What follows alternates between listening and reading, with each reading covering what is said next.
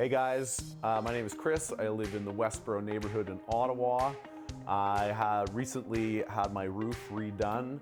The shingles were super old and deteriorated, and I have a kind of a difficult roof here and a bit of an eyesore for the neighborhood. Westboro is a higher end neighborhood. So I needed a roofer, went on Google, searched Ottawa roofers. Vanity Roofing came up first. I called them, had them come over for a quote.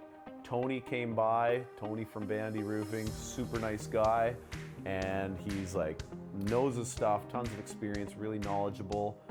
He walked me through everything. I got a quote from him. I did call a couple other companies to get competitive quotes from them and see what they were offering. In the end, Vanity Roofing had the best pricing, as well as Tony was great. It was like super nice guy to work with. So I went with Vanity.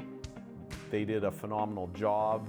They were fast. They got in and out. They did an excellent job on the roof. It looks amazing. They did an excellent job of all the cleanup. They were very polite and professional through the whole process. So really, like, no complaints. You know, amazing pricing, amazing service. Yeah, very happy.